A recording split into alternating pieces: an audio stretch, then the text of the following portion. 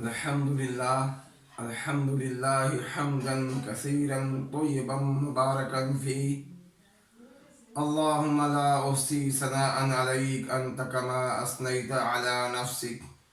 اللهم صل على محمد وعلى آل محمد كما صليت على إبراهيم وعلى آل إبراهيم إنك حميد مجيد.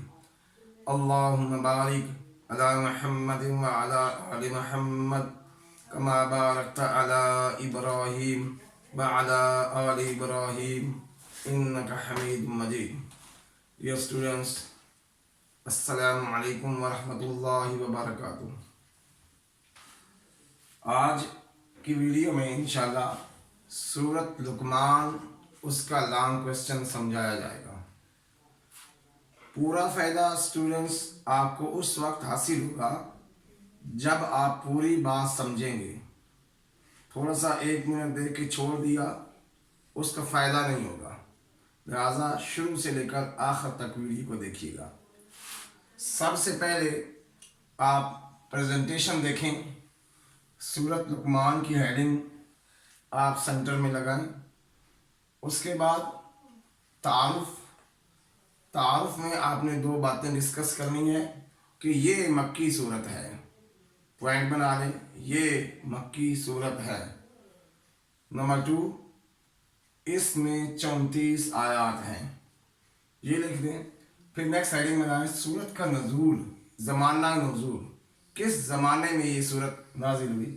کہ یہ صورت اس زمانے میں نازل ہوئی جس وقت کفار کی مخالفت عروج پر تھی. وجہ تسمیہ کہ اس کا نام کیوں رکھا گیا لقمان؟ اس وجہ سے کہ اس صورت میں لقمان حکیم، بعض لوگوں نے کہا حکیم ہے، بعض نے کہا دانا ہے. بہرحال اللہ کے نیک بندے ہیں جن کا تذکرہ قرآن میں موجود ہے. کہ وجہ یہ ہے کہ لقمان علیہ السلام نے اپنے بیٹے کو نصیحتیں کی ہیں. ان نصیحتوں کا اس صورت میں ذکر ہے. اسی مناسبت سے صورت کا نام سورۃ لقمان ہے. پھر تھوڑی سی ڈیٹیل کہ وہ لقمان حکیم کون تھے. ہیڈنگ بنائے گی عقل مند اور دانشور. حضرت لقمان علیہ السلام کو عرب عقل مند اور دانشور تصور کرتے تھے اور ان کی باتوں کو بڑا وزن دیتے تھے، ان کی باتوں کو مانتے تھے. تو اللہ فرما رہے ہیں کہ جس لقمان کو تم مانتے ہو وہ بھی توحید کے قائل تھے. لہذا شرک اور کفر کو چھوڑو، خالص توحید کو اپناؤ.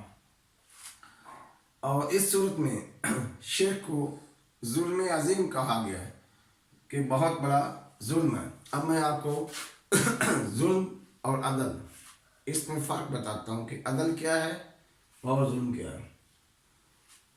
ظلم ہے کسی چیز کو اس کے مقام سے ہٹا دینا، کسی چیز کو اس کے مقام سے ہٹا کر کسی اور ضرورت کے لیے پیش کرنا.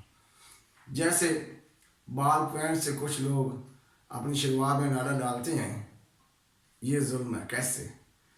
جو بال پوائنٹ ہے اس کا مقصد ہے لکھنا، ہم اس کو اس مقصد سے ہٹ کر دوسرے مقصد کے لیے استعمال کریں تو یہ ظلم ہے. کہ کسی چیز کو جس مقصد کے لیے بنایا گیا ہے اس مقصد کے لیے استعمال کرنا یہ عدل ہے، اور اس مقصد سے ہٹ کر کسی اور کام کے لیے استعمال کرنا ظلم ہے. اب شرک کیوں ظلم ہے؟ کہ اللہ ایک ہے، اللہ کے ساتھ کوئی شریک نہیں. کہ جو بندہ اس زندہ اللہ کو چھوڑ کر مردہ چیزوں، بے جان چیزوں کے پاس جائے، بھاگے، ان سے مدد مانگے، ان کے سامنے نظر و نیاز رکھے، ان کو حاجت روا مشکل کشا سمجھے تو کتنا ظلم ہوا. یہ ہے ظلم. تو شرک ظلم عظیم ہے. وہی اس کا خلاصہ صورت کا ہے توحید کے دلائل، کردار سازی اور آخرت کی یاد دہانی. توحید کے دلائل، پورا قرآن توحید سے بھرا پڑا ہے.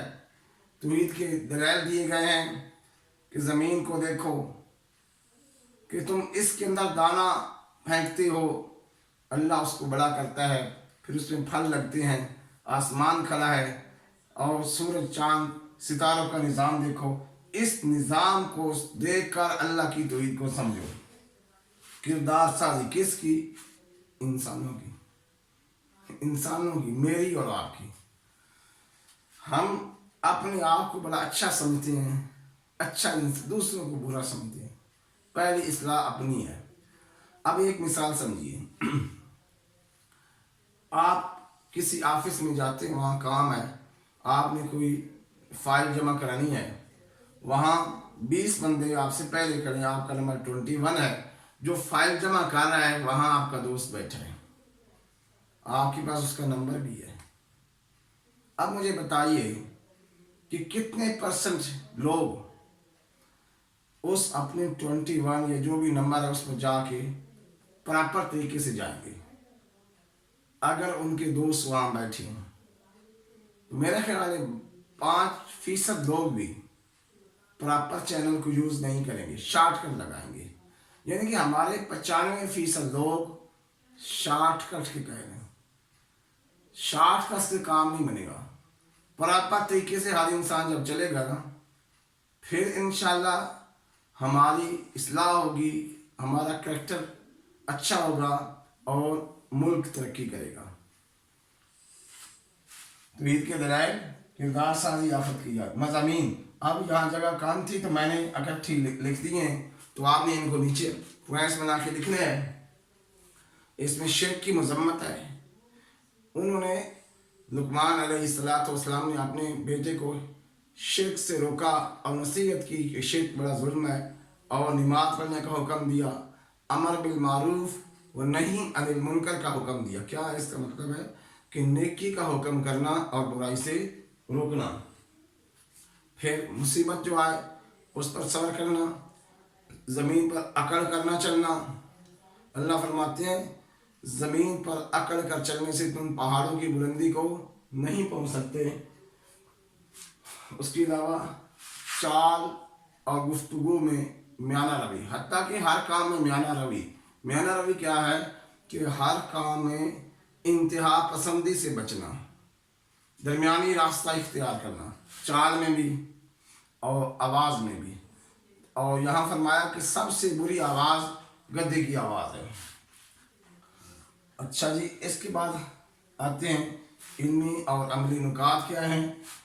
پہلی بات، شرک بہت بڑا ظلم ہے، اس پر بات ہو چکی ہے، اور لہٰذا ہمیں شرک سے بچنا چاہیے۔ شرک ظلم ہے، صرف یہ لکھ دیا شرک ظلم ہے، شرک کرتے رہے، کیا فائدہ؟ ہم نے دیکھنا ہے کہ کوئی ایسا عمل ہم سے نہ ہو جو شرکیہ ہے، کیونکہ یہ ناقابل معافی جرم ہے۔ ان اللہ لا یغفر ان یشرک بہ ویغفر ما دون ذلک لمن یشاء۔ اللہ شرک کو ہرگز معاف نہیں فرمائیں گے، اس کے علاوہ جس کو چاہیں گے معاف کر دیں۔ تو اس میں نکتہ یہ ہے کہ ہمیں شرک سے بچنا چاہیے۔ اور سیکنڈ پوائنٹ ہے کہ اندھی تقلید سے بچنا۔ کیا مطلب ہے؟ کہ جس نے کہا یوں کر لو، ٹھیک ہے یا غلط ہے، ہم نے کر دیا، نو۔ دیکھنا ہے کہ اللہ کے نبی کا طریقہ کیا ہے، ہم نے چلنا ہے اللہ کے نبی صلی اللہ علیہ وسلم کے طریقے کو۔ تھوڑا سا اسٹڈی کریں، صحیح اور غلط کو دیکھیں، اندھی تقلید سے بچیں۔ آپ دیکھیے ایک کویسچن بتوں کے بارے میں ابراہیم علیہ السلام پوچھ رہے ہیں ان لوگوں سے، مشرکین سے، هل یسمعونکم اذ تدعون، هل یسمعونکم، کیا یہ سنتے ہیں، اذ تدعون، جب تم ان کو پکارتے ہو، او ینفعونکم او یضرون، کیا یہ تمہارے نفع اور نقصان کے مالک ہیں؟ ان کا جواب سنیے، قالوا بل وجدنا آباءنا کذلک یفعلون، نہیں، ہم نے اپنے آباء و اجداد کو دیکھا وہ بھی یوں کر رہے تھے۔ یہ ہے جی اندھی تقلید۔ تو اس سے بچنا چاہیے کہ اگر کوئی غلط کر رہا ہے تو اس کو دیکھ لیں، ٹھیک ہے تو اس کے پیچھے چلیں، ٹھیک نہیں ہے تو نہ چلیں۔ اور آگے انسان کا ہر عمل محفوظ اللہ تعالیٰ ہر انسان کے عمل کو محفوظ کر رہے ہیں. دیکھیں، آپ دیکھیں پوری دنیا میں آواز محفوظ ہے، ہم اس کو دوبارہ ساؤنڈ میں کنورٹ کر سکتے ہیں. ایسے ہی اللہ نے ہر عمل کو محفوظ رکھا ہے. قیامت کے دن دکھا دے گا کہ یہ آپ کا عمل تھا. اللہ کے لیے ایسا کرنا کوئی مشکل نہیں. اور آخری بات کہ زندگی کے ہر کام میں میانہ روی، عبادت میں میانہ روی، خرچ کرنا ہے میانہ روی. کیا مطلب؟ عبادت میں میانہ روی. کچھ صحابہ تھے، انہوں نے اللہ کے نبی کی رات کی عبادت پوچھی، پھر قسم کھا لی ہم پوری رات جاگیں گے. نفلی روزے کا پوچھا کہ اللہ کے نبی صلی اللہ علیہ وسلم کبھی روزہ رکھتے نفلی روزہ اور کبھی نہ رکھتے. ایک صحابی نے قسم کھا لی اب میں ہمیشہ نفلی روزہ رکھوں گا. اللہ کے نبی صلی اللہ علیہ وسلم کو پتہ چلا تو نے منع کیا کہ تمہارے لیے جو بہتر طریقہ ہے وہ میرا طریقہ ہے. جیسے میں کہا رہا ہوں تم اس کو فالو کرو، اپنی طرف سے نہیں. اپنی طرف سے عمل کریں گے وہ ضائع ہو جائے گا، اور اپنی طرف سے جو عمل اختیار کیا جاتا ہے اس کو بدعت کہا جاتا ہے. کہ ایسا عمل جو اللہ کے نبی صلی اللہ علیہ وسلم نے نہ کیا ہو اور ہم اس کو کرنے لگیں اور اس کو ثواب سمجھیں، یہ بدعت ہوگا، اور بدعت گمراہی ہے. تو میانہ روی اختیار کرنی چاہیے. تو یہ ہمارا لانگ کویشچن اب تیار ہو گیا. اب دیکھیے ایک اور بات، جیسے میں نے کہا کہ میں رستے کا قائد نہ ہوں. اگر آپ کو یہ پوائنٹ یاد ہے آپ خود سے لکھیں. دیکھیں میں نے یہاں سے پوائنٹ دیکھیں باقی آپ سے بات کی ہے کہ ان پوائنٹس کو آپ خود ڈسکس کریں، تب آپ کا ذہن کھلے گا. رستے سے آپ کا ذہن بندھا ہوا ہوگا. آپ لوگ اپنے ذہنوں کو وسیع کریں اور کنسیپچول اسٹڈی بھی آئیں. یہ دیکھیں جب اس طریقے سے جائیں گے آگے آپ کو یہ کام دے گی. تو اللہ تعالیٰ مجھے اور آپ کو عمل کی توفیق عطا فرمائے. جزاکم اللہ.